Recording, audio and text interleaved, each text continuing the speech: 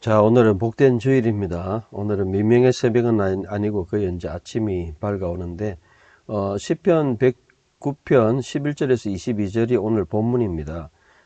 먼저, 개역성경, 고리되고 많은 자로 저희 소유를 다 취하게 하시며, 저희 수고한 것을 외인이 탈취하게 하시며, 돈도 다 잃어버리게 해달라는 저주죠.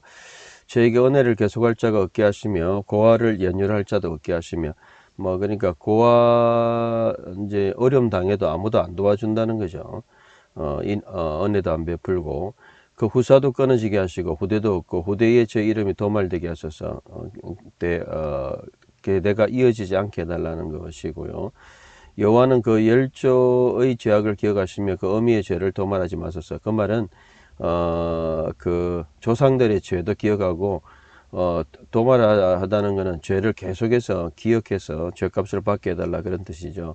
그 죄악을 항상 여호와 앞에 있게 하사 저희 기념을 땅에서 끊어서서, 기념이라 했는데 사실 기념은 좀 적절하지 않고요. 기억을 끊어서서, 그러니까 아예 막 흔적도 없이 지워버리소서 이런 뜻입니다. 저가 궁일이 여길 일을 생각지 아니하고 가난한 자와 궁핍한 자와 마음이 상한 자를 핍박하여 죽이려 한 연고인입니다. 결국은 이제 약한 자들을 굉장히 괴롭혔기 때문에 그들도 이렇게 저주를 받아 마땅하다는 것이죠. 제가 저주를 하기를 좋아하더니 그것이 자기에게 임하고 축복하기를 기뻐하지 않았더니 복이 저를 멀리 떠났으며, 그러니까 결국은 이제 저주를 받아야 될 이유가 그들이 항상 저주했다는 것이죠. 또 저주하기를 옷 입듯 하더니 저주가 물같이 내부에 들어가면 기름같이 그 뼈에 들어가나이다. 저주가 옷 입고 그 다음에 살과 그리고 기름 뼈까지 온 몸이 저주로 가득 찬다는 것이죠. 저주가 그 입는 옷 같고 뛰는 띠, 그러니까 뭐 안에 내부도 그렇고 겉으로도 그렇고 뭐 저주가 뭐 온 그냥 삶에 그냥 가득 차라는 것이죠. 자, 완전 저주의 시편입니다. 이는 대적 곧 내 영혼을 대적하여 악담하는 자가 여호와께 받는 보응이니이다. 이거 보응은 이제 우플라 뭐 벌이다 이런 뜻도 되고요. 그 다음에 내 생명을 대항하는 자, 그 사탄이란 뜻이죠. 대적들, 쇼튼의 사탄이란 뜻이에요. 사탄들이 받는, 나를 대적하는 자들이 받는 벌이다. 주 여호와의 주의 이름을 인하여 나를 선대하시며 주의 인자하심이 선하심을 인하여 나를 건지소서. 나는 가난하고 궁핍하여 중심이 상하나이다. 이 치명상을 입었다. 상하다는 게 이제 그런 뜻입니다. 네, 의미는 제가 다 설명드리고요. 뭐 제 것으로 읽어도 거의 같아요. 예, 거의 뭐 같고. 그래서 오늘은 의미만 제가 생각하고 말씀을 드리고 이제 마치도록 하겠는데, 이거는 이제 마사 성경, 내년에 나오는 교사 성경이에요.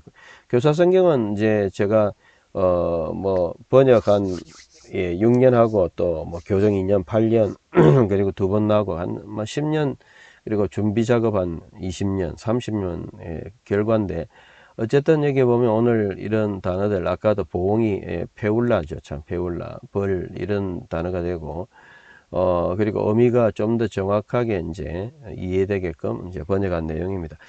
오늘의 결론은 뭐냐면, 오늘은 뭐 간단할 수도 있겠는데요. 여러분들한테 이제 글이 같이 갔어요. 아침에 이 말씀 묵상하면서, 특별히 그 제가 여기 이제 적어 놓은 글들을 보면, 결국 이 저주와 축복에 대해서 제가 좀 적어 봤습니다. 저주와 축복. 저주와 축복이라는 것은 결국 성경에 나오는 중요한 주제고, 축복은 뭐 아론의 축복, 민수기 6장 24절에서 26절, 여바라케하 도나베이슈메레하, 여호와께서 내가 복 주시고 너를 지키시기를 원하며, 그 다음에 야엘 아도나이 파나이 엘레하, 여호와께서 내게 비추사 비혼네하 은혜 베푸시기를 원하고, 이사 아도나이 파나이 엘레하 베야셈 레하 샬롬, 여호와는 그를 내게 향하여 평강 주시기를 원하노라. 이게 이제 축복이고, 또 고린도후서 13장 13절에 보면 주 예수 그리스도 은혜와 하나님의 사랑과 성령의 교통하심 너희 무리 함께 있기를 원한다. 이 축복이고, 이 예배를 드릴 때도 축복을 하는데, 이런 축복은 하나님이 말씀하신 약속을 축복하는 거죠. 그런데 이제 사실 저주도 많이 나옵니다. 저주 같은 경우는 여러분들이 예수님도 무화과나무를 저주했잖아요. 또 예수님도 마태복음 23장에 보면은 서기관과 바리새인들 저주했잖아요. 결국은 축복과 저주랑은 우리가 피할 수 없는 것이고, 또 오죽했으면 언약적 삶에서 가장 중요한 신명기 28장에 보면 이 축복과 저주가 나오죠. 이게 굉장히 중요한 틀인데요. 결국은 이 축복과 저주, 이것이 어떤 면에서 언약적 삶의 가장 중요한 요소이기도 하다는 거죠. 그러니까 우리 언약의 백성은 결국 축복과 저주를 경험할 수밖에 없다는 것입니다. 저주를 받는다고 해가지고 뭐 심판을 받는다 이 정도지, 그게 뭐 지옥에 간다 이런 건 아니잖아요. 그래서 이스라엘 백성들은 사실 그 신명기 28장에 저주를 다 받았어요. 거기 내용을 보면 15절 이후에 전부 이렇게 전쟁을 경험하고 또 포로로 잡혀가고, 그 다음에 전쟁 포로로 잡혀갔잖아요. 기근과 어려움을 당하고 또 뭐 질병도 당하고 하는 이런 모든 저주들이 나와 있죠. 결국 하나님 말씀대로 살지 않으면 그렇게 된다는 거예요. 그래서 어떤 면에서 생각해 보면요, 하나님의 백성들도 저주를 경험할 수 있다는 것입니다. 그게 뭐 성경이 말하는 거고, 또 그것이 언약적인 하나님의 결론이라는 거죠. 그래서 오늘 이 저주를 갖다가 너무 뭐 예수 믿는 사람이 저주할 수 있냐, 뭐 이상한 본질적인 아닌 거 가지고 논란하지 마시고, 성경에도 저주가 나와 있다. 그래서 우리가 이 저주에 대해서 시편 7대 저주시 6편 35편 58편 69편 83편 109편 137편 이 저주에 대해서 이야기하는 것은 결국은 하나님의 어떤 약속의 심판을 받게 해달라는 것입니다. 어떤 면에서 우리가 뭐 저주한다고 저주되는 건 아니잖아요. 우리가 뭐 남이 바르게 사는데 저주가 되겠어요. 그러나 하나님 말씀대로 살지 않는 자에게는 저주가 임할 수 있죠. 왜?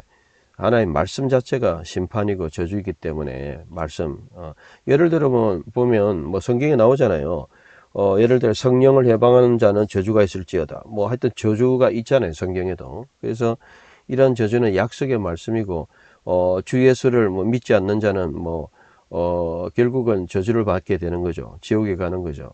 이런 것들을 우리가 생각해 볼 때 저주를 꼭 나쁘게만 보고 어떻게 하나님의 본질적이지 않은 논란을 가지고 어떻게 하나님의 백성이 저주할 수 있냐 이렇게 가면 안 되고, 예수님도 저주했기 때문에 저주라는 것은 어떤 면에서 약속대로 살지 않는 자에 대한 하나님의 징벌, 언약적 징벌, 이것이 바로 저주라고 이해한다면 하나님 백성도 저주를 받는데, 신명기 28장에 말씀대로 살지 않을 때에.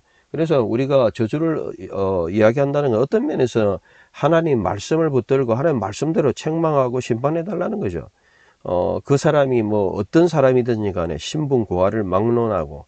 그래서 우리가 항상 두려워해야 될 것은 내가 어떤 신분이나 위치가 있다고 해서 저주가 없다, 그렇게 생각하는 것은 착각이고요. 신명기 18장에 이스라엘 역사가 저주의 역사입니다. 심판을 받았어요. 포로로 잡혀갔어요. 2000년 동안 방황하게 됐어요. 그게 전부 신명기 28장의 저주의 결론입니다.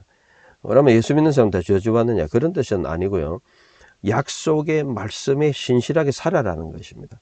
오늘 우리는 천국을 소유받았고 말씀대로 살아가지만 우리가 하나님의 말씀대로 살지 않을 때 그런 심판을 경험한다. 이게 바로 성경의 가르침입니다. 말씀의 결론은 오늘은 주일인데 아주 중요한데, 우리가 하나님의 약속을 붙들고 살아가야 된다. 약속의 축복을 경험했으면 좋겠다. 오늘도 축복을 경험한다. 결국 말씀의 복을 경험하는 여러분들 되었으면 좋겠습니다. 그래서 더 이상 이런 말씀이 금하고 있는 그런 심판을 경험하지 말고 약속의 복을 경험하시는 여러분들 되시기를 주의 이름으로 간절히 축원하고 복된 주일 되시기 바랍니다. 감사합니다.